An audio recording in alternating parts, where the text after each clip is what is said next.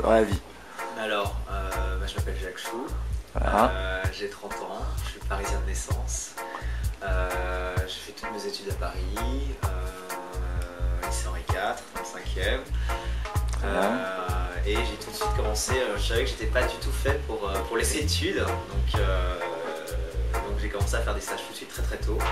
Et j'ai commencé à faire un stage au bureau chez Condé Nast à Paris, Vogue Allemand, Vogue France. Ensuite j'ai travaillé 2 ans en tant qu'assistant d'agent photographe chez Première Heure.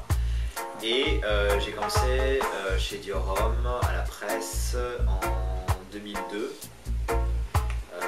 jusqu'en 2006. Et je suis parti chez Dior Homme. Entre temps, je suis parti à Shanghai pendant 6 mois. Et en revenant, j'ai monté ma boîte de relations presse.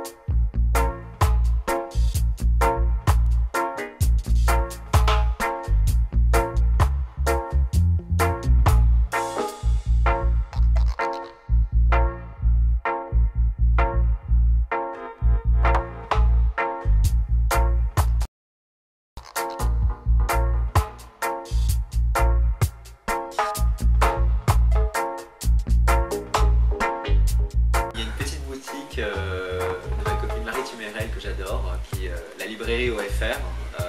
Elle a toujours une super sélection de magazines. Forcément, moi en tant qu'attaché de presse, c'est un peu la caverne d'Ali Baba là-bas. On y trouve tous les magazines de mode, de design, d'architecture. Et c'est toujours un plaisir d'y passer. Sinon, il y a aussi une boutique rue Saint-Honoré qui s'appelle Astrid Villatte, qui fait très jolies choses. Et la boutique aussi de Francis Kurkdjian, parfumeur, qui est super jolie, qui fait très jolies choses également.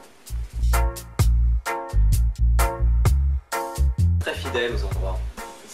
À partir du moment où je me sens bien dans un endroit, j'ai tendance à toujours retourner dans cet endroit-là. Et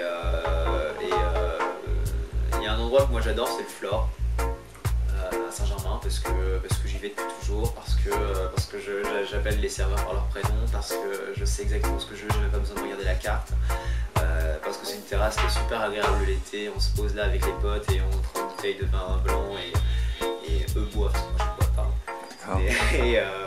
Et puis c'est quand même un spectacle génial, il y a quand même des gens très différents qui passent en terrasse, donc il y a ça. Sinon on se retrouve aussi souvent à l'Égoïste, rue de Bretagne, dans un bar. Et sinon pour sortir, je vais souvent au Baron, parce que c'est un endroit où il y a toujours du monde, que c'est comme une famille, toujours les mêmes personnes, et qu'on sait qu'on peut y aller tout seul et qu'on trouvera forcément des gens.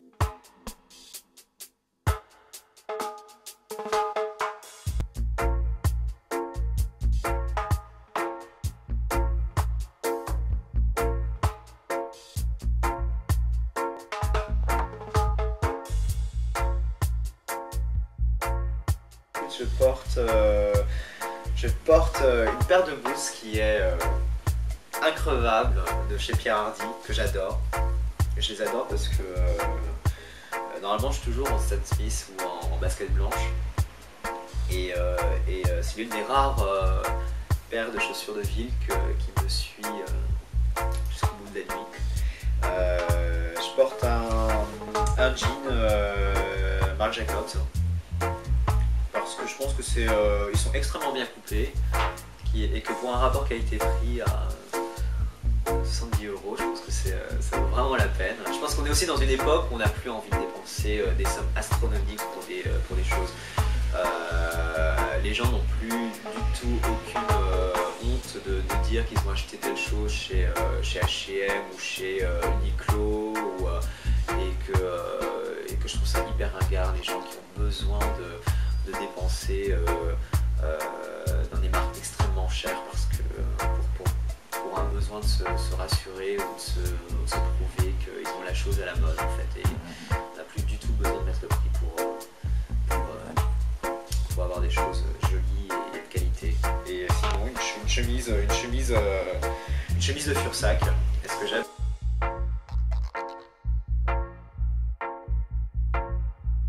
Qu'il peut y avoir un retour au classicisme qu'il peut y avoir en ce moment.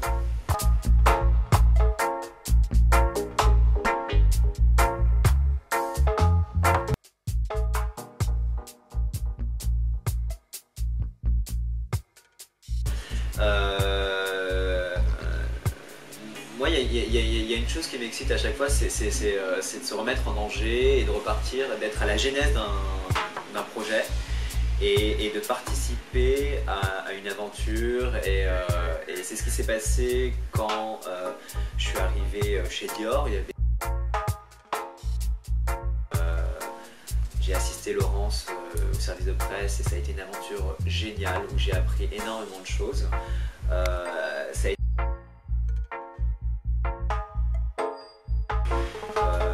J'ai dû tout faire tout seul sans avoir la sécurité d'un salarié, donc beaucoup de choses à réapprendre. Et j'ai commencé tout de suite d'ailleurs avec Kitsune, qui ont été les premiers à me faire confiance. Et là, par exemple de Fursac, on est en train de travailler, de faire un énorme travail d'image sur cette marque, qui est une très très belle marque, qui fait de très très beaux produits. Tout ça passe par une nouvelle identité visuelle, un nouveau logo, une nouvelle campagne de pub. Donc tout ça fait que c'est extrêmement challenger et excitant. Je suis ravi de cette aventure. Même chose avec Ruby où c'est malgré tout, même si on en voit beaucoup dans la rue, c'est une marque qui reste extrêmement jeune. Et le prochain step, ça va être l'ouverture de la boutique Ruby au courant du mois de novembre. Et puis toujours continuer sur la lancée avec Chevignon. Je pense que c'est une jolie aventure qu'on a partagée et j'aimerais bien poursuivre sur la lancée. Alors les parfums, je suis extrêmement fidèle aux parfums, comme les lieux d'ailleurs. J'ai longtemps porté Eau du Sud, d'Annie Goutal. Pendant des années, j'ai porté aussi Héritage de Guerlain, qui est un parfum que j'adore. Et sinon là en ce moment, je viens de changer pour Gentleman Givenchy. Enfin, je le portais avant et je m'y suis remis. Mais j'aime bien l'idée des parfums que peu de gens portent. Idéalement, je me ferais créer un parfum sur mesure. D'accord. Et comment tu le décris, le dernier parfum que tu as cité, le Givenchy? Gentleman Givenchy.